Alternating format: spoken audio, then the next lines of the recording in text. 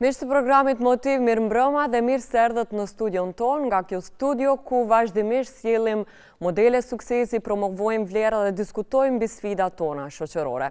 E sot në këtë edicion kam kënaqësinë që t'ju sjell një histori shumë frymëzuese të një shqiptari i cili migron nga mosha 14 vjeçare nga Kërçova, emigron për në Zvicër dhe bëhet atje një nga figurat më të rëndësishme të botës së mjekësisë.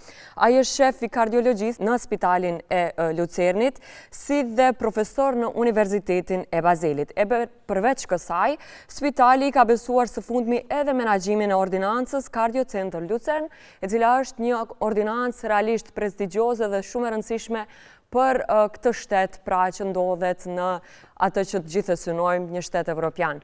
Kam kënaqësinë që t'aftoj në studio doktor Florim Cuculi, i cili na nderon kësaj në programin Motiv. Mirë se vini në studio. Është kënaqësi që jeni me ne dhe faleminderit që keni darë kohën tuaj nga kjo vizitë e shkurtër në Shkup dhe jo vetëm, për qenë edhe me shikuesit tanë dhe për të ndarë edhe historinë tuaj të suksesit. Së pari mirë se erdhët në Maqedoni. Mirë se u gjeta, Maqedonia është vendi im, unë këtu vi shpesh, kështu që çdo herë është kënaqësi, kësaj here pata dhe një arsye edhe më të mirë që ta vizitoj Shkupin dhe më thënë ju vizitoj juve. Faleminderit, është shumë kënaqësi. Po kjo vizitë juaja nuk u stacionua vetëm në Shkup, me sa u informova nga rrjetet tuaja sociale, para pak ditësh kishit një sfidë tjetër profesionale në Sarajev. Po, është shumë interesant, sepse unë ishte hera e tretë që shkoj në Sarajev. Sarajeva më ka lënë përshtypje të madhe si qytet. Është një qytet i vuajtur, me njerëz tepër të vuajtur. Edhe ende shihen në fakt gjurmët e luftës, shihen ndërtesa që janë ende pa reparuara, edhe ata më kanë pyetur, më kanë ftuar, edhe unë kam shkuar tani për herë të tretë t'ju ndihmoj, sepse kanë nevojë për ndihmë e aty ku unë mund të kontriboj, pse jo, edhe është edhe një koksisht një miqësi me ata mjekët aty. Kështu që çdo herë u kam thonë edhe kur bile kësaj herë u thash kur të më thirrni herën tjetër thash organizoni si të jetë vikend, sepse përndryshe nuk mund të marr shumë ditë lira pushim, se kjo ishte në fakt pushim, 2 ditë pushimi që investova aty. Thash le të bëhet një ditë e shtunë, thash unë të premte në mbrëmje pash që ka aeroplan, do mrri vonë, thash shtunën do punojmë gjithë ditën, dhe thash të dielën do kthehem në Zvicër. Kështu që është një send i mirë kur ke mundësi të ndihmosh, ndihmo. Absolutisht. Dhe kjo zemërgjërsi është një pjesë shumë e rëndësishme e gjithë veprimtarisë tuaj. Nga ajo çfarë arrita të lexoj edhe nga komentimet që bëjnë pacientët, por edhe nga kolegët tuaj që i dëgjova duke thënë fjalët më të mira për ju, kjo zemërgjërsi është pjesë esenciale e këtij profesioni që ju bëni, apo jo? Po pamos se pas këtë pjesën sociale në karakterin tënd nuk mund të jesh mjeku mirë, sepse një pjesë e madhe e punës tonë është në fakt ajo që kompetencat e tua sociale. Bile tani si profesor në universitet, kur janë definuar disa role për mjekët që unë për shembull nuk i kam mësuar, unë i kam bë learning by doing, si thonë, kurse tani me të vërtetë mundohem edhe t'ua transmetojmë këtë mjekëve të rinj që kjo pjesa e sociale është tepër e rëndësishme, sepse varësisht si udhëheq ti pacientin, ai pacienti do ketë edhe më shumë sukses në shërimin e tij ose në kontrollimin e një sëmundje, sepse do t'i marrë medikamentet më në rregull, do jetë më i disiplinuar, do ndaloj duhanin, do bëj gjëra në rast se din ta udhëheqësh, e kjo udhëheqja e pacientit është kompetencë sociale. Do ta do jetën më shumë. Po, absolutisht. Zotri Florim, unë do doja që t'ju kthej shumë pas. T'ju kthej pas pikërisht tek fëmiria, sepse fëmirin kudo që shkojmë e kemi me vete, na ndjek kudo, dhe aty vendohen postulatet kryesore dhe të karakterit për të çdo rrugtimi. Dhe fëmiria juaj është pikërisht në Kërçov, kryesisht e dominuar nga figura e nënës, sepse babi herët shkoi në emigracion. Cila është ajo vlerë kryesore që prindrit u dha në fëmiri dhe që ju shoqëron akoma? Unë do kisha thënë që vlera kryesore për mua është bë mirë. Sepse edhe nga prindrit, po edhe nga rrethi si jam rritur në aty, ka qenë çdo herë kjo që kur mund të bësh mirë, bëj mirë. Kjo më përcjell tani, sepse gjithë ne kemi mundësi të bëjmë mirë dhe të jemi të mirë. fillon për shembull me një buzëqeshje ka thënë profeti. me një buzëqeshje, fillon me një shenjë, me një gest mirë në komunikacion. Parmendoni ti duke pritur aty edhe nuk ndalet asnjë automjet sepse diton ta kalosh rrugën. Pse leti atë presja gjatë? Ti ke mundësi ti e shef që para ti që ndodhe një situatë të ardhë këtu. Duke ardhë këtu. Po. Po më thonë, edhe unë besoj se ne duhet çdo herë të udhëheqemi nga kjo dhe besoj se tradicionalisht ne e kemi pasur këtë si vlerë kulturës tonë, po disi 20-30 vitet e fundit e kemi humbur. Kemi bërë pak më shumë egoist, sepse kjo bën mirë, domethënë do të japësh diçka nga vetja dikujt tjetër. Po nuk themon që ti gjithçka çka ke nga vetja të japësh, nuk ka nevojë çdo njeri nga ne të bëhet si Nën Tereza. Po një Nën Terezë vogël ta kemi me ne brenda vetës, kjo është një gjë e mirë dhe kështu besoj se ashtu edhe duhet të edukojmë fëmijët tanë që të bëjnë mirë kur munden të bëjnë mirë. Sa mesazh i bukur ky. Unë e ceka që figura e nënës ju ka mbizotruar fëmirin, madje edhe adoleshencën, dhe rasti juaj, historia juaj është një nga ato rastet që mua më kujton se sa të mëdha janë realisht nënat shqiptare. Nëna juaj ka qenë figura qëndësore që edhe ju ka shtyrë drejt ambicjeve, edhe pse ajo nuk e ka ditur vetë shkrimleximin, por e shtyri shumë fuqishëm djalin e saj që të mëson, të shkollohet dhe të arri gjitha ëndrat ambicjet që i kishte. E pastaj ju u bët në një farë forme mësuesi i shkrimleximit të nënës suaj. Më tregoni pak për rëndësinë e vlerës së shkollimit që ka mbjellur nëna juaj tek ju. Nëna ime ishte i thare madh e shkollimit, pikërisht për faktin sepse veti ishte pa shkolluar. Edhe ajo veti i vrente ato deficitet e veta që i kishte, që thoshte duhet të mësosh, duhet të përparosh që mos mbesish si unë. Sepse ajo kishte pengesë të madhe këtë që nuk në performancën e saj ishte tepër inteligjente, po ajo në performancën e saj kishte limite që ja kishte vëndu fakti që atë prindrit e saj nuk e kishin dërguar në shkollë, sepse atëherë ashtu ka qenë normat shoqërore. Edhe kjo do më thonë është diçka që më ka përcjellur mua vazhdimisht, këta fjalët e nënës që vazhdo më të qje, edhe në rast se dështon. Unë e maj mend për shembull në vitin e parë të fakultetit mjekësisë, i bëra këta provimet, ne kishim provime vjetore asaj kohe, i bëra provimet edhe unë nuk e dija se a kam kaluar vitin e parë apo jo. Sepse çdo herë e kam parë veten më keq sa që kam qenë. Nuk kam qenë tip që ka pa veten me shumë vetbesim, ka thënë i kalova dhe pastaj vjen me një notë dobët. Por çdo herë kam qenë i surprizuar. Pritshmëri pak më të vogla. Po, pritshmërit i kam pasur më të vogla. Dhe i them nënës, thash shokët kanë rezervuar të shkojmë në Kipro. Po thash nuk do shkoj sepse unë nuk e dija i kam kaluar provimet. Tha nona, ti do shkosh në Kipro edhe ashtu. Në rrasë nuk i kaluar provimet, tha do t'i përsërishi, do t'i kalosh, po ti tha patjetër do të bësh pushim se unë kisha mësuar shumë. Pastaj unë e kalova vitin e parë me shumë sukses, edhe kjo Kipër u bë se ishte në premten dilnin rezultatet e çtu në shkoja në pushim me shokët. Po, domethënë ajo ka qenë ajo që ka thonë pavarësisht se a ke sukses në rend të parë apo të duhet edhe një herë të provosh një herë e dytë, është gjë e mirë që arsimin ta kesh vlerë kryesore dhe të shkosh më të qe.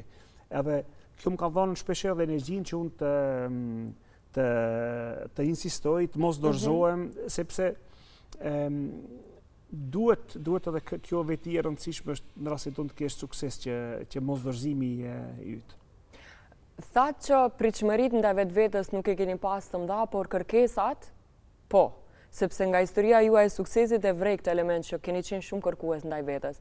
Ju keni bërë një ultimatum kur jeni nisur për në Zvicër, edhe pse në moshën 14 vjeçar, ju keni thënë prindve, nëse unë nuk arrit të vjoj shkollimin atje, unë kthehem vetë pas. Po, unë, që tani këta vlerat kanë qenë të mbjellura te unë. Edhe kjo është ndoshta një detaj që nuk e kam folur kur. Unë kam nuk kam xhelozi patologjike ndaj tjerëve, por kam xhelozi. Unë në çdo gjë që bëj, dua të jem më i miri. Kjo është diçka që duke e ditur që unë nuk mund të jem më i miri sepse ka shumë më të mirë se unë, po unë dua të jem më i mirë. Domethënë kjo është ajo që them kërkoshmëria nga vetvetja. Nga vetvetja. Domethënë unë çdo herë insistoj edhe tani kur e trajtoj një pacient, unë dua ai pacienti trajtohet në mënyrën që në botë mos ketë vend më të mirë se aty që ku trajtohet te unë. Unë e di që në Japoni apo në Amerikë ka sigurisht edhe shumë më zoti se unë. Po ajo që e kërkoj nga vetja është që të mbrij që ta bëj aq mirë që mos ketë në vend ku bëhet më mirë.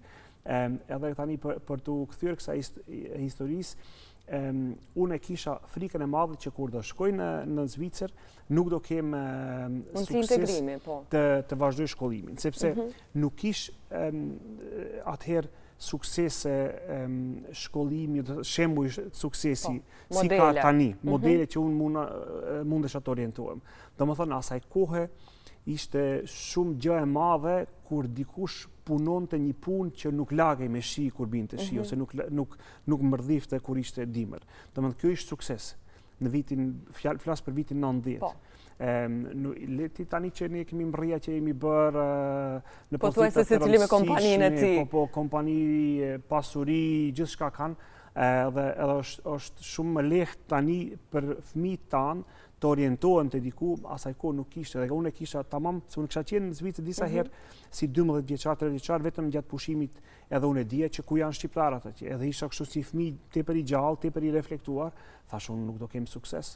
Kështu që ajo ka qenë momenti ku unë e bëra atë kontratën informele me prindrit, që thash në rast se nuk më regjistrojmë gjimnas, unë do kthehem në Kërçovë. Bile më ka penguar tepër fakti që për shembull mua më çonta përsëris një vjet për shkak të gjuhës, sepse pastaj më hiqën këta kolegët që i kisha këtu shokët e mi. Domethënë këta ishën kur isha unë atje në gjimnas, këta vetëm studionin në fakultet, dhe unë kur vija në pushim, më vinte aq keq të pranoj që jam në gjimnas e këta në fakultet. Pastaj normalisht jeta ajo është ndoshta një mesazh për rinin, nuk ka lidhje shumë 1 vjet apo 2 vjet, një jetë të gjatë. Ja, i rëndësishëm është caku. I rëndësishëm është caku, jo aq sa rrugtimi. Si u integruat në Zvicër? A ka qenë proces i vështirë, me që ndër gjeneratat e para që emigronin atje dhe si që përmendet akoma jo pa modele shumë të shpeshta të suksesit? Unë besoj se çelësi i integrimit tim ka qenë gjuha. Domethënë, unë prej ditës e parë ku kam shkuar në Zvicër, u angazhova jashtëzakonisht shumë. Unë nuk e di ku e kam gjetur atë motivim. Domethënë ta kesha të njëjtën sfidë tani, kur nuk do mundosha ta bëj të njëjtën, që unë mësoja fjalë, për shembull ndonjëherë mësoja 50 fjalë në ditë, 100 fjalë. Vetëm e hapja atë fjalorin, aso kohë nuk ishim online, po ishën ata fjalorët e trasha kështu, edhe hapja dhe shkruaja fjalët. Zhvillimi, fjalë ndryshme, edhe i shkruaja, dhe kur shkoja në shkollë, ja thosha mësueses, zonjës Knojbüller e kishte emrin, ja thosha kam mësuar 50 fjalë, kam mësuar 20, kam bërë, ajo më jepte 2 detyra, unë i boja 10. Edhe unë mbaj mend që pas 3 muajsh i shkova dhe thash mësuesit tim që thash unë dëgjoj mua thash mos folni gjuhën letrar gjermane, sepse në Zvicër gjuha e të folit është gjuha zvicrane, që është një dialekt i gjermanishtës. Thash unë dua të flas vetëm dialekt me ju. Kjo ishte për të qenë edhe më integruar dhe gjuhësisht të integrohem. Domethënë edhe kjo gjuha kur integrohesh me gjuhën, kur e mëson domethënë gjuhën, pastaj tjetra pjesë rrjedh automatikisht, sepse ti bëhesh pjesë e asaj shoqërie dhe nuk dallohesh. Edhe për mua ishte pengesa më e madhe të më dallojnë gjuhësisht që të flasin gjuhë normative me mua. E tani për shembull me studentët e mi kur jam duke ligjeruar, unë kemi tani shumë të huaj, edhe unë i pyes, them a doni të flasim gjermanisht? Sepse dikush nuk e kupton, apo është të flasim zvicran. Edhe zakonisht që them historikisht kjo është ajo pyetje që më është bë unë, që më kanë parë kështu si dukem dhe kanë thënë ky a don të folim zvicrane, gjuhën zvicrane apo gjuhën gjermane standarde. Domethënë gjuha ka qenë tepër e rëndësishme, edhe pas gjuhës ka qenë natyrisht kjo ambicia ime, ajo pritshmëria që e kam pas ndaj vetes time, sepse ky tipi luftarak që kam qenë tip që ka thënë okay, unë mundem, unë dua. Duhet ari. Edhe duhet, edhe dua, edhe kjo këtë bazën e fortë familjare, sidomos të nanës, e cila ka qenë si fundament kryesor për mua dhe çdo herë kur jam luhatur, shembull pak ajo më ka mbajtur dhe më ka thonë vazhdo përpara, nuk mos u ndal. Edhe natyrisht Zvicra është një vend i mirë sepse është vend fair. Zvicranët ndoshta nuk janë gjithmonë tepër të ëmbël në shikim të parë, edhe të dashur, po janë njerëz shumë të mirë, njerëz shumë real. Zvicranët kur thotë që të kam shok, të ka me të vërtetë shok. Nuk janë si amerikanët. Amerikanët janë të thonë ta tregon gjithë historinë e vetës, unë kam u thoj shpesh edhe në Amerikë, më thonë ata afër teje është i ulur, ai ta tregon gjithë historinë, a është da me gruan, a bën diçka legale, ilegale, edhe ai pastaj të harron ti e harron atë. Kjo është Amerika. Kurse në Zvicër është pak shoqëri më e ngrohtë, thoni më pranuese. Zvicra është shoqëri e ngrohtë, por është shoqëri që në shikim të parë të duket si të mandsin distant. Edhe ti me kohë mi po kur fitohet ajo lidhja është e sinqertë. Është e qëndrueshme edhe zvicranët janë njerëz fair. Domethënë në rast se ka një vend që ku do të thoya që është që është fair edhe që është i sinqertë ndaj teje është Zvicra, ku nuk të hahet haku. Sepse ka vende, për shembull, unë kam dëgjuar, nuk kam jetuar atje asnjëherë, por kam dëgjuar që në Austri, më tha në fakt një profesor në Austri, profesori i mjekësisë në Austri në Vjenë. Ma bori tha duhet tha zvicranëve, tha ti urojmë zvicranët që një sukses si i yti është i mundur në Zvicër. Po thash ju Vjena është qytet botëror, tha jo, tha Florim, tha unë të garantoj që historia jote kur nuk do ish përsëritur në Austri. Më habiti, sepse qenë ka shumë më shumë me politikë, cilin njeh cilin. Kurse në Zvicër edhe diferenca nëse je emigrant ose jo? Edhe diferenca njësi. Ashtu si ma thaj, unë nuk kam jetuar, nuk tua tani austriakëve tu bëjt pa drejt. Ta marrim për bazë, po. Po, ashtu ma tha dhe habiti fakti që ai ceku këtë, sepse në Zvicër kjo për karrierën time kur nuk ka qenë në pyetje. Domethënë preardhja. E rëndësishme ka qenë vlera që ju keni sjellur. Po, që 20 vjetur nuk e kam diskutuar preardhjen time në një intervistë puna, apo në një ku ka qenë puna për të bërë udhëheqës reparti apo shef, ku nuk ka luajtur kjo rol. Kjo është rezultati i një shoqërie që bazohet në vlera. Zotri Cuculi, ju studimet e mjekësisë i filluat në vitin 98, pikërisht në Universitetin e Lucenit, dhe që atëherë ka pas një rrugtim shumë të gjatë akademik për ju. Më tregoni cili ka qenë momenti më i rëndësishëm i orientimit tuaj akademik, cili mendoni se ka qenë hapi më i rëndësishëm ose më strategjik që keni bërë? Vetëm një detaj vogël, fakultetin e kam kryer në Bazel. Domethënë se në asaj kohë në Lucen nuk kishte fakultet mjekësisë, kishte universitet, po s'kishte fakultet mjekësisë. Edhe kam kryer në Bazel. Edhe sepse ndonjëherë në jetën tonë hapet një derë pak. Edhe ti duhet ta nuhasish momentin që ta hapish shumë. E kjo është, domethënë, këtë gjë duhet ta ushtrojmë te fëmijët tanë, te të rinjt tanë që i kemi, që atyre t'u jepet ajo ndjenja që okay, tu është hapur dera, përdore tani këtë shans, sepse ndoshta kjo shans nuk do të vi përsëri në të njëjtën mënyrë. Dhe nuk ka ardhur rastësishëm. Ndonjëherë edhe vjen edhe rastësishëm. Domethënë mua më ka në vitin e 4, në fakt në vitin e 3 fakultetit mjekësisë ne kishim një kurs për auskultimin e zhurmave të zemrës. Ajo historia që s'keni dëgjuar zhurmën. Po, pas ke lumtuar shumë. E tani, unë nuk e dëgjoj këtë zhurmën, edhe më jepet mundësi, shkoj te ai profesori e thonë, unë nuk e dëgjoj këtë zhurmën. Ai profesori më ofron mua të shkoj në Lucen dhe të dëgjoj zhurmat e pacientëve real, sepse ata zhurma që i dëgjojnë ishin zhurmë prej të stimuluara, të në kaset, të incizuara, ishin ata kasetat që dëgjojnë audio, nuk e dia në mbani mend, si magnetofon që ishte. Po. Edhe më thonë, unë shkoj te ai profesori, mundson unë e kjo tani vjen nuhatja. Shkoj atje edhe më pëlqen. Edhe ai më pyet, tha, a don ti të bësh punime shkencore me ne? Thash, po pse jo? Çka duhet të bëj? Po tha, këtu e ke një Excel, këtu i ke këta, futi këta informatat që këtu, edhe tha, bëre një përmbledhje. Edhe unë atë e bëra.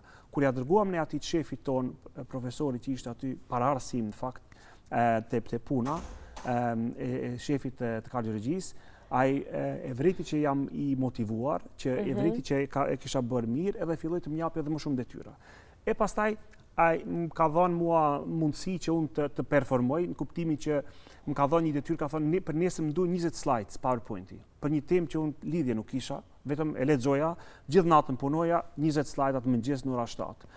Edhe ai profesori Paul, që i ndjer për fat keq ka 3 vite që ka vdekur, më uli në vitin e 4 edhe e skicoj karrierën time në një serviet, një letër kështu të hangër buk. Ata e din që ata letra që për të fshi buzët. Po, faculet thoni. Faculet, po. E morri atë letrën kështu, tha tani do bëjmë planin e karrierës tënde. Wow. Thash, okej, pirë. Tha, çka do bësh ti? Thash, unë do bëjmë mjekësi familjare. Se atë kisha atë kohë, aty e shifsha veten jo ku mund të arri. Unë isha fëmijë emigranti, si mundër nuk isha unë guximin të mendoj që unë do bëhem kardiolog. I pari kardiologjisë në Lucernë, në fakt. Po, do më thonë unë nuk e kisha. Edhe ai tha, jo tha du bësh mjekësi familjare, ti tha je tepër i mirë për mjekësi familjare. Ai ishte kështu një si gjysëm duke qeshur, edhe ma skicoj. Prej vitit 2003, 2004, deri në vitin 2013. Edhe unë i përcolla të gjitha ata hapa që mi skicoj ai. Me pirpërkshmëri, unë për fat keq e kam humbur atë letër sepse do ta shtijan diku, ta vendojnë në mur, po nuk e kam. Po sa fisnike kjo? Kjo shumë e mirë, edhe unë e përcolla, domethënë deri në fund. I besuat. I besuat, edhe ai nuk ishte vetëm fjalë, sepse tha tani do aplikosh këtu, tani do bësh këtu, do vish pastaj te unë, do specializosh një vit, do shkosh këtu, do dalish jashtë Zvicrës, edhe në vitin 2012, pastaj unë pas gjithë tyne hapave u ktheva përsëri te njëjti njeriu, thash, okay, 80% planit e kena realizuar tani. Tha super. Edhe unë jam i sigurt që deri në vdekje ai ka qenë krenar që e bëri këtë historinë time të suksesshme. Reale dhe të suksesshme. Historia është zakonisht e bukur, edhe sa mirë kur dikush beson në potencialin tënd dhe identifikon potencialin tënd dhe të jep orientimin e duhur pastaj. Një moment tjetër po. Vetëm më fal. E tani unë e shoh veten në të njëjtin rol si ka qenë ai profesori. Edhe mu më vinë njerëz ose student, doktor të rinj, që janë të motivuar, që duan të kenë sukses. Edhe unë jam ai që dua t'u hap derën. Jo me të njohtur, jo sepse është filani ose fisteku. As pak, por sepse kur e shoh që dikush e meriton, unë jam ai që dua të ta hap derën, sepse ndi vetëm bile këta shokët e mi, kolegët e mi në punë thonë, ti thot e di çdo herë jenë këtë grackën e këtij që don t'u ndihmosh gjithë njerëzve. Lej më thotë se ky nuk ja vlen. Por vjen për shembull ndonjë asistent që ata mendojnë që ai nuk ja vlen sepse nuk është i zoti shumë. Kolegët për shembull në punësit e mi thonë jo pa Florim, ky thotë nuk bën shembull themi Beati, nuk bën ky Beati, nuk është i mirë. Po unë them jo pse t'i japet një mundësi, ndoshta do ndryshoj, do performoj. Ndoshta shkëlqen diku, secili diku e ka dritën. Edhe shpesh herë ka ndodhur që ka dhe shumë histori, shumë herë ka ndodhur që ata kanë shkëlqyer në të vërtetë, që nuk kanë qenë shkëlqyeshëm në fillim, po që pastaj e kam vretur që mundet edhe që u ka mundsuar pastaj karrierën e tyre, u kam organizuar, sepse është ndryshe kur pastaj dikush që beson ty e thirr diku në tjetër vend dhe të rekomandon. Edhe i thot, dëgjoj, ky është djalë shumë i mirë, merre se nuk të del keq. Kjo është, edhe ne njihemi, Zvicra është vend i vogël, edhe fjala ime për shembull ka peshë edhe në një vend tjetër. Kështu që unë çdo herë e shoh veten atë rolin e atij të profesorit. Sa mirë. Jeni ndalur në një stacion tjetër shumë të vështirë akademik, por besoj të admirueshëm e të ndrueshëm nga çdo njeri që e do shkencën dhe don të arrijë kulminacionin. Ju keni bërë specializimin apo postdoktoraturën në universitetin më të mirë në botë, në Oxford, dhe atë nga viti 2009 deri në vitin 2012. Si ka qenë rutina e studimit në universitetin më të mirë në botë? Çfarë ju dha ky universitet juve dhe rrugtimit tuaj? Ajo ka qenë në fakt shumë e rastit. Po unë kisha ëndër të dal jashtë Zvicrës, edhe në fakt asaj kohe edhe kërkoj të dalish jashtë Zvicrës për një ta shoqëruar fellowship. Edhe tani unë kërkoja nga ky fellowship të bëj gjithçka çka është e mundur për një kohë shumë të shkurtër, që është shumë e vështirë. Domethënë doja edhe të merrem me shkencë, të bëj këtë postdoc, po doja edhe të mësoj intervenimet që t'i bëj këtë punë që bëj tani. Edhe paramendo zakonisht t'i bën ose njërën ose tjetrën, po jo të dyja. Edhe unë i shkruaj këtij profesorit në Oxford, profesor Banning, që është një nga kardiologët më të përmendur në botë. I shkruaj, thom, unë jam një student, në fakt një doktor specializant nga Zvicra dhe do doja të vi për një fellowship të ti i kombinuar edhe research, dhe më thënë hulumtime shkencore, edhe intervenime. Ai tipi më shkruan, më kthe një email kështu, a ka mundësi të vish për një intervistë jo formale, dhe më thënë nuk thjesht desh të më njoftoj sepse ju duket çuditshme kjo. Edhe unë i shkruaj, po a është në rregull të vi nesër? Gjithmonë i gatshëm. Po, edhe ai thot, jo nesër, po pas nesër. Edhe unë i shkruaj, e rezervova tiketën e aeroplanit, nesër në ora 10 më rri në Heathrow, në 12 jam në Oxford. Edhe kur tani unë atë e kam shok, koleg, jemi shumë të afërt, edhe bile vonë kur kemi diskutuar këtë punë, tha, a dim pse kam marrë ty te unë? Thash pse, sepse tha, e vrejta që je hungry, i uritur për edukim. Për sukses, për edukim, për punë. Tha, aty e kam vritur që këtë njeri do ta marrish. Thash, okay, kjo thash nuk, unë tha CV-n tënde as nuk e shikova. Tha vetëm kjo përgjigja jote mjafton të motivimi. Më bindi që ky don, që ky mundet, edhe unë pastaj pata një kohë të jashtëzakonshme. Kam punuar kur kam qenë në Oxford, unë kam punuar natë e ditë, kështu bukfalisht natë e ditë. Nuk kisha unë një ditë të lirë. Punoja ditën kur kish vend në sallë, futesha në sallë. Kur s'kish vend në sallë, se kishte edhe qërë që dishin punoj, në shkoja edhe merresha me shkencë. Tepër produktiv për një kohë 3 vjeçare, unë kam nxjerrur aty punime shkencore që kur më pastaj nuk mund të arrijë në atë nivel që e kisha aty, domethënë kuptimin sepse ti bën tani unë kam më shumë forcë, kam më shumë nën punës, po është vështirë më rrish, aty kemi publikuar në gazetën më të mirë në botë për kardiologji. Punim shumë të rëndësishëm. E kjo ishte sepse natyrisht kur je në atë moshë, je shumë produktiv, po edhe dedikimi ka qenë. Dedikimi i madh, edhe aty i kisha edhe mundësit, plus ishte edhe emri, sepse Oxfordi në çdo jurnal ti kur e lëshon një punim shkencor për publikim, natyrisht që merret pak më shumë parasysh se kur e lëshon shembull ti për një vendi që nuk tingëllon si Oxfordi. Dora në zemër dhe Lucerni nuk është Oxfordi, është Lucerni, ose Zürichu është Zürichu, nuk është Oxfordi, Oxfordi është Oxford, ajo është një.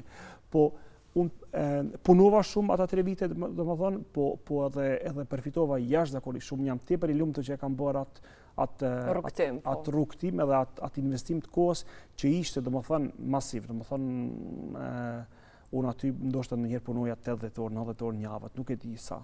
Bile do njëherë fleja edhe me ata teshat që i kishim këta scrubs që quhen teshat e kaltra. Veshjet mjekësore, më thënë vija, sepse dija që mund të thirrin natën, ai ishte një qendër tepër aktive dhe çdo infarkt që vinte, e kisha ata evnoshat të ajo mjekimi intenziv që të më thirrin për çdo infarkt. Edhe kur vinte infarkt, ata më thirrshin, thoshin është u ardhur një infarkt mas 20 minutës, I'm coming, jam duke ardhur. Edhe pritja unë infarktin aty. E tani ndonjëherë ata shefa të tjerë do të lenin të hysh në sallë, po ndonjëherë nuk lenin. Ndonjëherë kishte edhe që s'lenin, që dëshin ta bojnë vetë ose kishin asistentin e tyre. Unë shkosha edhe pritja aty. Domethënë mundsinë. Po ndonjëherë më lenin të hyj në sallë dhe hyja dhe punoja. Më në fund më lenin të gjithë sepse pan që jam i motivuar, që e bëj punën mirë, edhe unë përfitova shumë edhe lindi një farë miqësie edhe me këta kolegët që vazhdojnë dhe tani. Për shembull kur organizoj një konferencë në Zvicër, e kam atë profesor Banning si ligjerues, ai vjen e tregon një historinë që thotë Florimi është në zonësim, edhe pse është bë më i mirë, kështu. E keni krijuar edhe networkun. Pra gjithë ky investim është përkthyer në suksesin tuaj aktual. Realisht 14 vite studime dhe paralelisht edhe punë, angazhime profesionale, nëse nuk gaboj nga 2003 keni filluar me angazhimet e para profesionale. Më bëri shumë përshtypje, se dëgjova nga një intervistë realizuar nga një medium atje në Zvicër, që një pacient i juaj, pikërisht zvicran, tha, ky mjek ka qasje tjetër me zemrën, ky mjek i do zemrat. Dhe kjo më la shumë përshtypje. Si e keni konceptuar kauzën tuaj brenda këtij profesioni, dhe cilat janë pikërisht këto vlera ose këto principe, parime me cilat ju nuk bëni kompromis? Që i bën një pacient të thot pastaj këto fjalë për ju. Kjo është ndoshta pak, si them, jo moderne edhe ndoshta edhe jo profesionale, kushtimisht, po unë e trajtoj pacientin si kur është familjari ime. Edhe prandaj dua që në trajtimin ati unë të jap maksimumin. Ky maksimumi që unë e jap për pacientin, kuptimin që se nuk është maksimum vetëm në sallë dhe me duart e tua çka bën, po është maksimumi edhe një njeriu që është në krizë të japish një shpresë. Domethënë, për shembull, ndodh shpesh herë që kolegët e mi në të njëjtën situatë janë tepër, vjen për shembull një pacient i reanimuar. Edhe pacienti është i intubuar, e kemi shti në sallë, e ka mbijetuar infarktin, por nuk e dim çka i bën koka, a është dëmtuar shumë apo jo. Sepse ka qenë i reanimuar, ndoshta ashtu e kanë gjetur. Tani, unë nuk i them pacientit, nuk i them familjarëve të tij, dëgjoni, ky njeri nuk ka shpresë, nuk e di si do bëhet, do vdesi, sigurisht do vdesi, unë them dëgjoj. Ka pas një sfidë shumë të madhe. E mira është që ende është gjallë. Të mundohemi të gjithë, ndoshta do ndihmoj edhe Zoti, edhe kjo, edhe lutjet, që ky të bëhet edhe pak më mirë. Ai kur shpesh herë edhe me të vërtetë bëhet më mirë, po ndonjëherë nuk funksionon dhe thuat, okay, ne provojmë gjithçka, po nuk funksionoi. Po ndryshe është kjo është një komunikim krejtësisht ndryshe, sepse t'ja presish i kthyer nga shpresa, nga pozitiviteti. Absolutisht, sepse është shumë vështirë për rolin e pacientit dhe ai që ka qenë pacient vetë ose që ka qenë nevojtar, sepse ka pasur një tafër të smur, ai din do ta vesh pak në situatën se ti çdo pikë të shpresës që ekziston, edhe ai kur të thot 0.1% ti jap 0.1% thot po nuk qen ka 0, qen ka 0.1%. Është një lloj drite atje në fund. Një dritë në fund tunelit, edhe kjo duhet këtë ne si mjek nuk duhet ta harrojmë asnjëherë, sepse me të vërtetë shpresa është ajo që shpesh njeriu edhe e man gjallë. Ai pacient që e ka thënë atë qali, domethënë ai ka ardhur ashtu i reanimuar, edhe unë e kam trajtuar, bile unë kam shkruar në atë letrën e raportin e intervenimit që e kam bërë, kam shkruar në rast se pacienti mbijeton edhe neurologjikisht është mirë, ka nevojë të hapet edhe arteria tjetër që ishte mbyllur gjatë kohë. Edhe ky pas 6 javësh më ka thirrur në telefon dhe ka thënë, e kam lexuar letrën tënde, ke shkruar që në rast se mbijeton, po kam mbijetuar, neurologjikisht e shef që jam mirë që e kam zgjedhur numrin tënd, trajto me arterien. Edhe unë e kam parë, pastaj jam gëzuar shumë sepse kam thënë, wow, unë kam menduar që ke vdekur. Po kam pasur shpresë, po nuk në fakt nuk kam pasur shpresë, ish me vërtet shumë keq, po ky është si më mirë, edhe e kam shumë për zemër sepse çdo këta pacientë që kanë bërë një rrugtim të vështirë, sepse natyrisht ndonjëherë rrugtimi pastaj kthimi në jetë është shumë i vështirë, janë muaj, janë ndonjëherë edhe vite të rikthimit në jetë. Po unë më pëlqen kjo edhe ti përcjell edhe zakonisht ata pacientët kanë edhe numrin tim mobil edhe mund të mbezdisin edhe jashtë kohë sepse them te ty kemi investuar aq shumë, ti mo nuk guxon të vdesish. Në fakt, nga viti 2015 jeni bërë shefi departamentit dhe në 2018 drejtori i kardiologjisë. E nga marsi 2023 edhe drejtor i klinikës në Lucern. E përmendet që Zvicra nuk të ha hakun, atëherë kur je më i miri i fushës e merr dhe atë që e meriton. Por çfarë besoni se e ka bërë realisht institucionin t'ua besoj edhe menaxhimin edhe t'u vëj në kokë të institucionit? Për mua ka qenë e rëndësishme që atë punë që e bëj ta bëj mirë. Edhe janë lidhur këta sende njëra me tjetrën, domethënë nuk ka qenë që unë e kam planifikuar të bëhem drejtori i kardiologjisë. Ata në fakt neve na e kanë ofruar këtë mundësi, kanë ardhur dhe kanë thënë dëgjoj, shefi yt shkoi, tani na duhet njëri, a do bëhesh ti? Okej, do bëhem. Domethënë nuk ka qenë që unë kam konkuruar për këtë punë ose kam aplikuar. Por është diçka që është besuar realisht. Është në fakt ka ardhur menaxhmenti i klinikës ka thënë kjo është zgjidhja më e duhur, kurse atë ambulantën e kam krijuar pak më herët, edhe kam zhvilluar, edhe fundit thanë po ti duhet t'i bësh të dyja punët, sepse ambulanta pa ty, sepse ka ban emrin tënd, ti e ke zhvilluar, ti e brendi i ambulantës, tani je edhe brendi i kardiologjisë sepse janë bërë Unë kam ardhur, jam kthyer domethënë 2012, jam bërë tani 13 vite që jam duke punuar aty.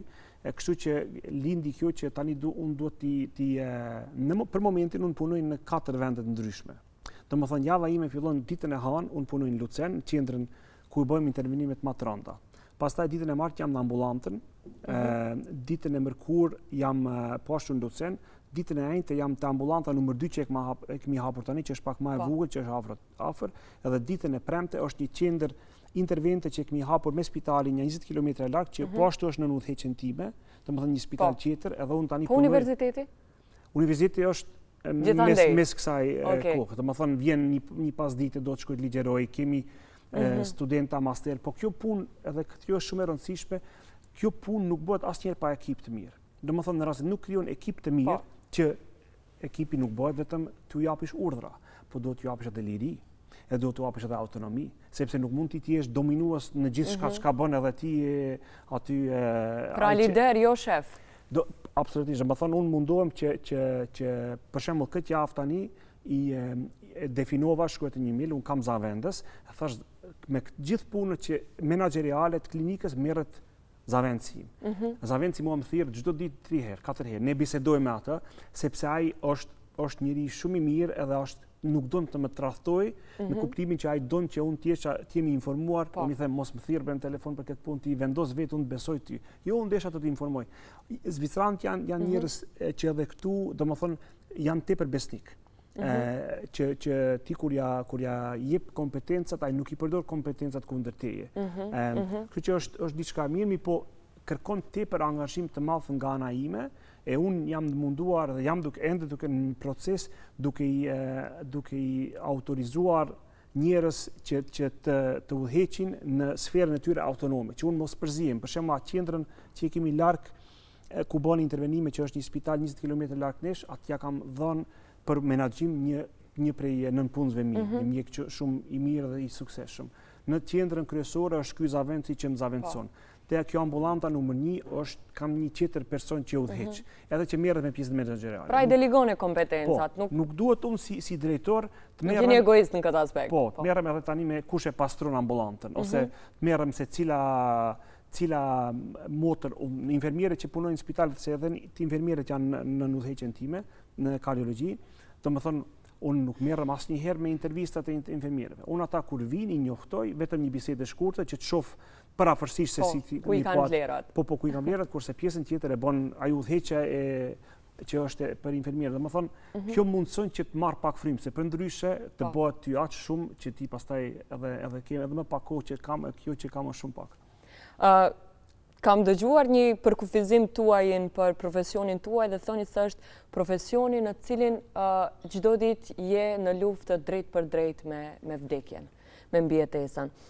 Na ndani një nga momentet më frymëzuese të karrierës tuaj deri më tani, si dhe do doja, patjetër, nëse keni vullnetin që ta ndani, edhe ndonjë moment kur ju jeni ndjerë mbase ose që keni dështuar, ose që është bërë ndonjë gabim në karrierën tuaj, dhe si e keni ballafaquar këtë lloj dështimi dhe keni rigjetur forcën pastaj për të rikthyer. Se ulën ngritja apo jo ka gjithkund? Domethënë, na duan 2 minuta. 2017-ën verës, ditë e shtunë, unë shkoj në spital sepse më kanë thirrur të trajtoj një infarkt. Që trajtoj infarktin, shkoj në emergjencë. Them, a keni ju një pacient tjetër që ta bëjmë tani? Thanë, nuk ka pacient tjetër, mund të shkosh. Edhe ne zakonisht jemi në shtëpi, edhe në thirrje. Nisem me makinën, sepse është ditë e shtunë, nisem me makinën, asaj kohë kisha një kabriolet, ishte një ditë tepër e bukur. E hap kabrioletin, vozis në autostradë, e kaloj daljen e parë, ku spitalin do ta kisha 7 minuta. Për fat keq kalon edhe dalje e dytë ku spitali do jetë 15 minuta. Edhe mbas daljes dytë 100 metra më thirrën në telefon dhe më thonë eja sa më shpejt sepse jemi duke reanimuar një djalë shumë të ri. Në fakt shqiptar. Edhe kur ma thanë emrin, mbi emrin ma thanë edhe në dje që është shqiptar. Edhe tani paramendo sa afër është jeta dhe vdekja. Të kisha ardhur ai pacient 10 minuta më herët. Unë do kisha qenë në spital. Edhe unë jam i sigurt që ai do kishte shpëtuar. Jam 100% i sigurt, sepse në situatë njëjtë. Mi po fakti që unë jam larg, do më thonë që unë tani vozita shpejt, por duhet të marrë daljen tjetër të autostradës, autostradja s'ke si të kthesh. Deri kur mrina në spital, pastaj kish pak komunikacion, ditë e shtu, njerëzit Luceni është tepër i ngarkuar, mbrita vonë, e shtimne, kur mbrita i vetëm ishtë më gjysmëor ishin duke e reanimuar, deri kur e shtim në sallë, edhe pacientin avdiq.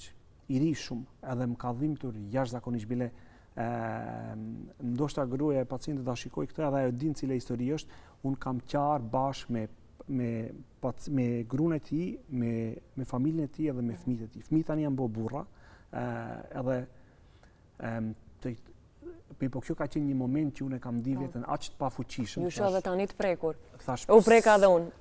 Thash pse ky një moment më herët. E tani, kjo është fundi që mund të arrish ti, në kuptimin që aty e një vetën tamam, pse e bëj unë këtë punë. Më falë, vetëm e një moment dua, por arrini ta falni veten në momentet të tilla. Në rast se unë i them vetes që unë kam bërë gjithçka dhe për atë njeriu unë bëra gjithçka, edhe dështova. Nuk kisha më çka të bëj. E vënum pompën e shtrenjtë, gjithçka. Po nuk pata mundësi. Bile një moment ai u kthye, domethënë zemra filloi përsëri të punoj, e hapëm arterien kryesore që ishte mbyllur, edhe u bë prap situata që pastaj zemra ishte tepër e dëmtuar nga ky reanimimi i gjatë që kishte pësuar, edhe ai kishte qenë i smur disa ditë por nuk kishte ardhur. Sepse pastaj kur shkova në shtëpi, i them shoqes time, thashun diçka më ka ndodhur, kështu thash pacientin na shkoj, e hap Facebookun edhe shoh që ai kishte qenë u përfol ajo se i shqiptar, u përfol edhe unë shoh që ai kishte qenë shok me mua në Facebook. Thash pse be ky nuk ka shkruar të një ditë më herët, se jam keq, unë aty jam në Lucen. Ju nuk e kurseni veten në asnjë kanal. E kam parë që u shkruajnë njerëzit në Instagram, kam parë që u shkruajnë njerëzit në Facebook. Ju futeni në Instagram dhe flisni me njerëzit për shqetësimet e tyre. Është dashamirësi jashtëzakonisht e madhe dhe këtë lloj fisnikrie rrallë gjejmë tek mjekët, tek profesionistët e shëndetit sot. Se di, unë ndoshta ka të bëjë me tipin tim, sepse unë jam tip ekstrovert, më pëlqen kontakti, më pëlqen biseda, jam tip i gjallë, kështu që ndoshta edhe kjo është arsyeja, po ndonjëherë dhe ndoshta edhe tani në mund nuk arri se unë jam shumë djebile më shkruan dikush, më pyet për do antibiotik, thash jo, mos besni se nuk me vërtet nuk jam edhe. Po, ka mjek familjar për këtë gjë. Po, edhe domethënë është e tani, ta ndaj edhe këtë historinë tjetër ku shef pjesën tjetër. Vjen një vit më vonë, dhjetor të 2018-s, vjen një pacient i reanimuar 40 minuta, e njëjta situatë.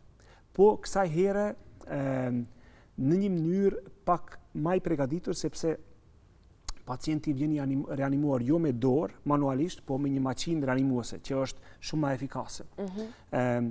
Edhe ja hapim arterien, ja vënojmë pompat, edhe pacienti shpëton. Atë natë, domethënë e çojnë intenziv, i shpëtuar pa adrenalin, pa katekolamine, kështu tamam, si thonë në Kërçov, është një fjalë saksalem, nuk e di apo. Po, përdoren. Edhe atë natë unë isha aq që kur dola nga aty, unë nisa rrugës, edhe ishte ora 1, edhe i shkruaj këtij zavendësi tim që e kam shumë të afërt, edhe i shkruaj thash, a je duke fletur? Tha, edhe ai më shkruaj pse a duhet ndihmë. Thash thirrëm në telefon. Ai doli jashtë sepse ai ka familjen. Tha, urdhno çka ke? Thash, a di çka kam bërë? Do të tregoj. Tha, çka ke bërë? Thash, pacienti i reanimuar 50 minuta, thash ka shpëtuar, mirë është.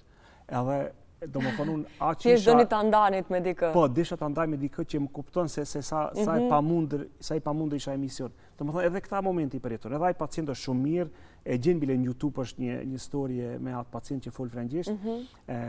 Domethënë ti përjeton të dyja kandet. E tani unë zakonisht mundohem të përjetoj këtë të mirën. Edhe kjo është ajo që të motivon, që t'jep energji, unë them kjo t'jep prap benzin që të vozhgjisësh edhe 1000 kilometra. Por duhet të jesh i gatshëm që edhe këtë keqen ta përballosh. Sepse edhe keqja është pjesë e profesionit tim, edhe në një mënyrë mua çdo komplikim, sepse kur punon te zemra natyrisht që ndodhin komplikime. Ai që thotë që mos ndodhin kur komplikime, ai të gënjen. Por edhe kur ndodhin komplikime, unë kam dëshirë që pacienti t'ja kesh sqaruar që mund të ndodhi, edhe mundohem që ta përmirësoj situatën që të bëhet përsëri mirë, por unë vuaj si qenë. Domethënë unë vuaj nga një komplikim, sepse në fillim e ceka unë duhet të jem më i miri. E më i miri nuk do të bëj asnjë komplikim edhe kabine. Por edhe kur ndodh, që është rrallë për fat të mirë, po e mundoj veten shumë, nuk mund të flej. E tani në rast se pacienti pëson keq, unë dua t'i them vetes që unë kam bërë gjithçka, edhe kjo është fati. Sepse realisht bëni gjithçka. Realisht bëni gjithçka. Jo më kote e kanë thënë pacientët që i doni zemrat. Çfarë dëmton më së shumti zemrën? Nga kultura që e sheh këtu kur vjen në këto vizitat e pakta në vendin tonë. A kemi praktika toksike që qoftë edhe nga aspekti shëndetësor, por lidhur edhe me atë aspektin mental, a i bëjmë dëm zemrës, ne shqiptarët? Ne shqiptarët i bëjmë, domethënë, unë e kam thonë shumë herë dhe jam bërë tani më njerëzit kanë filluar të morrojnë. Duhani. E di që jeni luftari më i rrept kundër duhanit. Kjo është në rast se ka një budallaki që ndodh në këtë vend, është që duhani pijet në çdo cep të këtij vendi. Kjo është sendi më i keq, edhe unë nuk e di, domethënë, aq është pjesë e kulturës që është diçka tepër e keqe. Edhe dyta që unë do kisha thënë që mungon me të vërtetë tepër nga shprehit tona është se kjo vlen edhe për shqiptarët që janë në Zvicër. Mua ndonjëherë më vjen zili kur i shoh do zvicran, edhe me krahasim me veten time, 85 vjet, 87 vjet, por hec, lëviz, kujdeset për vetet, duket mirë, jeton mirë, shëndetshëm, han mirë. Domethënë këtë kulturë ku kishim mund t'u avjedhim ne zvicranëve, kishim bërë shumë mirë. Ta bëjmë pak për vete, edhe tash po ndajmë këtu. Sepse me të vërtetë ushqimi, sidomos edhe e them shpeshherë, nuk është shumë cilësia sa është sasia. Ne kemi problem me sasinë. Po. Edhe lëvizja. Domethënë unë i shoh që për 300 metra nuk hec. Paras kur pyeta për shemb për në çarshi, thashë mund të hecin, sepse ne mund. Po, shumë afër. Po, shumë afër, mund të hecim. Domethënë ajo është gjë e mirë të ecish. Të bëhet praktik, po, të bëhet kulturë. Praktik, ta integrojmë ecjen në. Edhe nuk bëhemi nervoz në komunikacion. Po edhe ajo, po edhe për shembull tani mirë këtu në Shkup është ari i ndotur, po ka edhe vende të pastra në këtë vend. Domethënë ecja në natyrë është tepër e shëndetshme dhe këtë duhet ne ta integrojmë në përditshmërinë tonë. E këtë me cigaren bashkë këtë do kisha bëja. Do kisha thënë si gjëra kryesore. Mesazh i rëndësishëm ky për gjithë shikuesit tanë.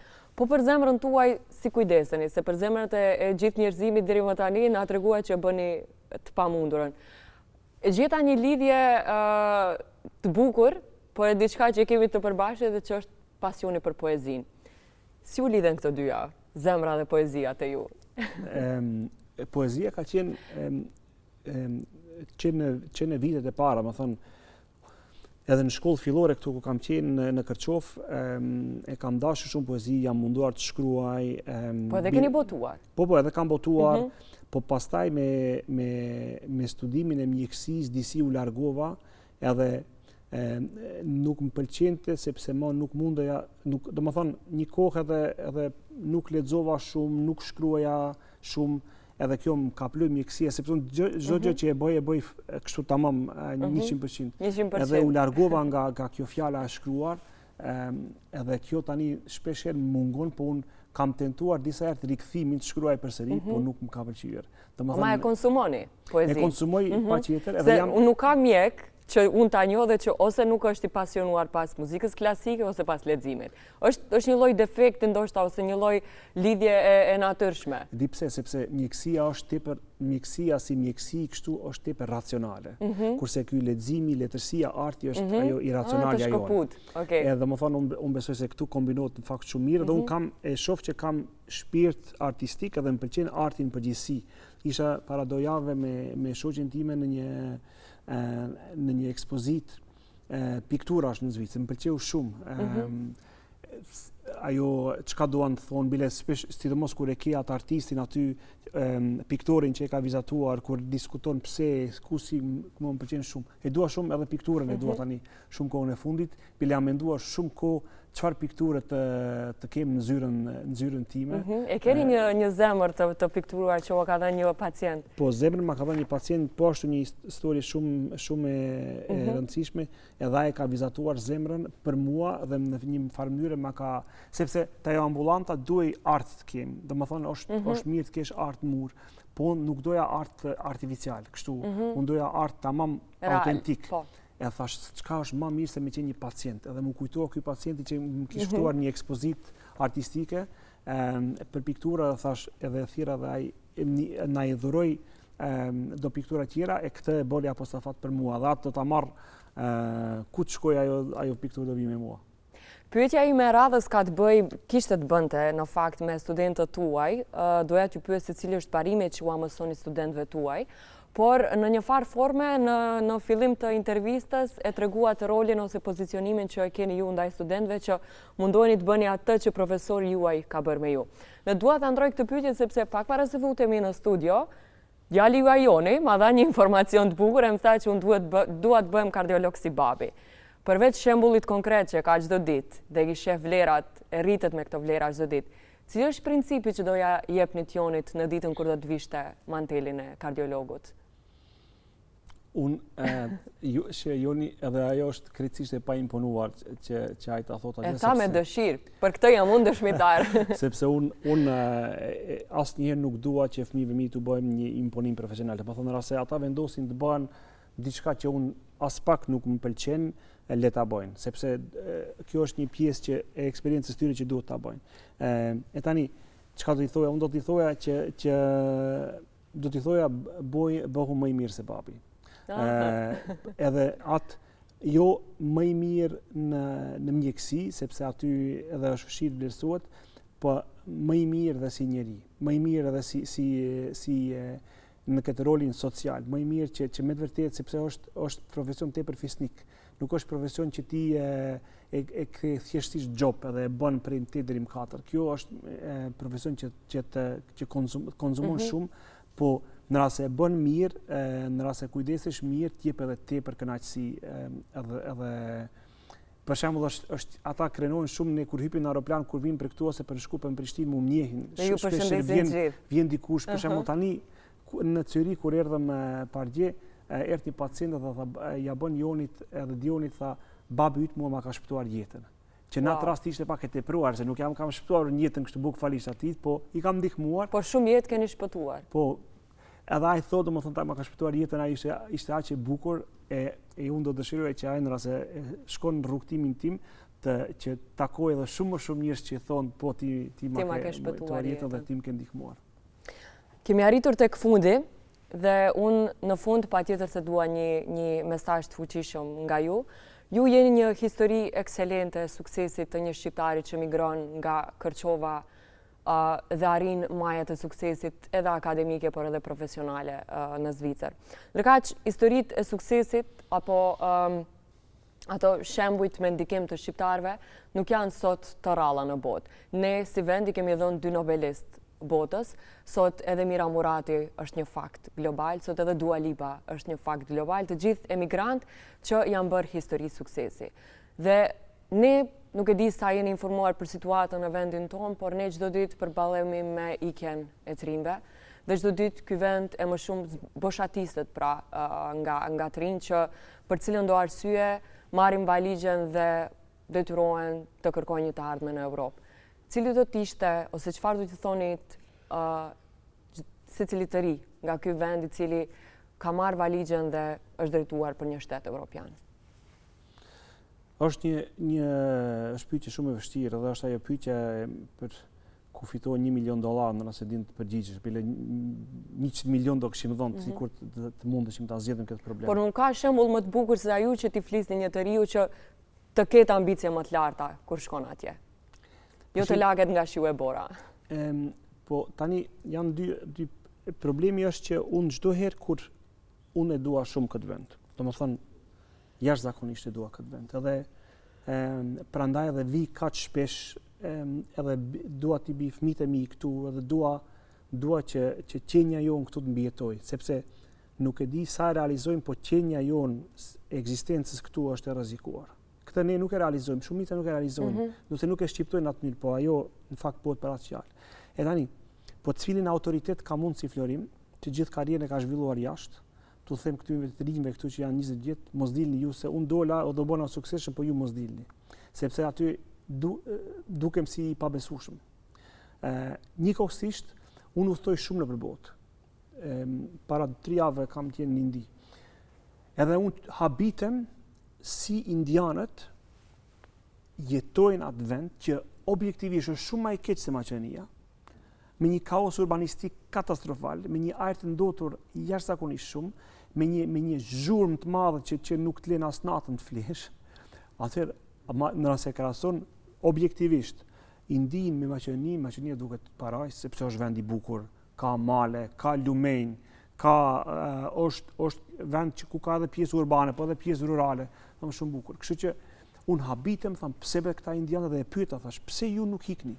Pse thash ju nuk e keni qëllim? Ata më thanë mua, nuk ikim tha se ne tha këtu e kemi familjen, nuk ikim tha ne se ne tha këtu e keni traditat, edhe ata janë bazuar në tradita. Do më thonë, unë si shpëtim, që mund të tingëlloj shumë, si them, nuk do të jem shumë profetik në këtë, po unë e konsideroj si shpëtim këtij vendi kthimi në vlerat e familjes, edhe kthimi në vlerat e traditës tonë. Do më thonë, tradita jonë është që ne nuk dorëzohemi në stuhinë e parë. Mos dorëzohemi pranë stuhinë e parë. Edhe tradita që ne spaku si familje të jemi aty për njëri tjetrin, të ndihmojmë njëri tjetrit. Tani natyrisht që pjesën kryesore do ta bëj shoqëria, do ta bëj politika që nuk duhet hyj aty, se nuk jam asaj lëmie, por unë për vete çdo herë kur një shqiptar prej këtu, një specializant ose një mjeku i ri, kur më shkruan mua, thotë doktor, unë dua të vjen specializim atje, çdo email edhe çdo mesazh që vjen me këtë mesazh të unë, ma thyn zemrën, ma thënë një pjesë të asaj zemrës madhe dhe Florimit e merr edhe e thyen, sepse unë dua shumë të bëj që ne këtu të përparojmë, që edhe unë një ditë si pensionist, për shembull kur të dal në pension, që kur do kthehem unë, sepse nuk di ja kam fatin të kthehem më herët. Shpresoj që edhe më herët, pse jo? Po du të them unë dua edhe nga aspekti egoist, unë dua që këtu të kemi një sistem, sepse unë nuk dua të vdes në një vend të Evropës. Unë dua të vdes në fakt në shtëpi. Unë e kam me vërtet sinqerisht mendjen që me kalimin e kohës tani të vi edhe më shumë këtu, po këtu kur do vi unë do të kem edhe dikush të kujdeset edhe për mua. Unë nuk do jem kështu, mas 20 viteve unë nuk do jem më mjek, do kisha filluar të plakem tamam.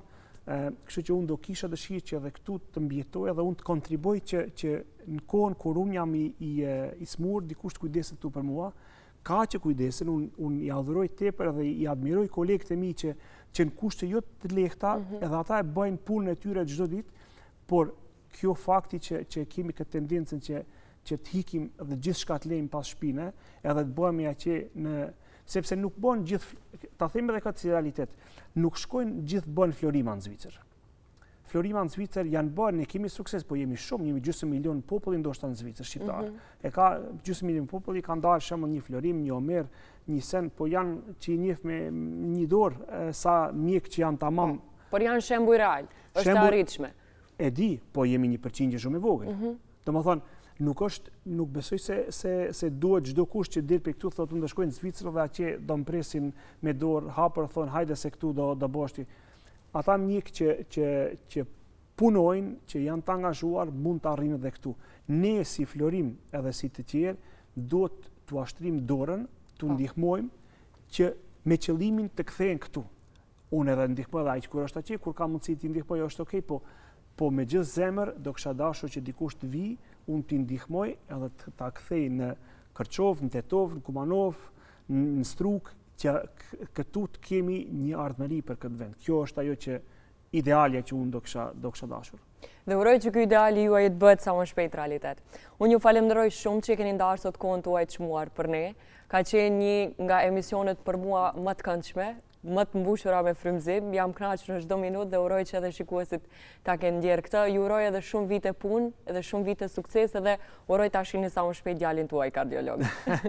Ka koha e djali për kardiolog. Unë ju falenderoj shumë, më kalon shumë përshtypje sepse keni qenë shumë e informuar, Faleminderit. Keni hulumtuar shumë edhe shpresoj që këto mesazhe që i dham këtu ti motivojnë të rinjt tanë që kur thonë to aim high, domethënë ta kenë cakun shumë të lartë, po njëkohësisht mos e dorëzojmë këtë vend, sepse me të vërtet ky vend ka nevojë për ne. E kam shumë për zemër dhe me të vërtet jemi një situatë që mund ta përballojmë, po duhet të gjithë së bashku të mundohemi. Me këtë mesazh do e përmbyllim këtë edicion. Unë ju uroj rrugë të mbarë për në Zvicër, atje ku ju pret shumë punë. Do të përshëndetemi këtu me shikuesit dhe lëm takim sërish javën e ardhshme. Bashkë me rupafshim.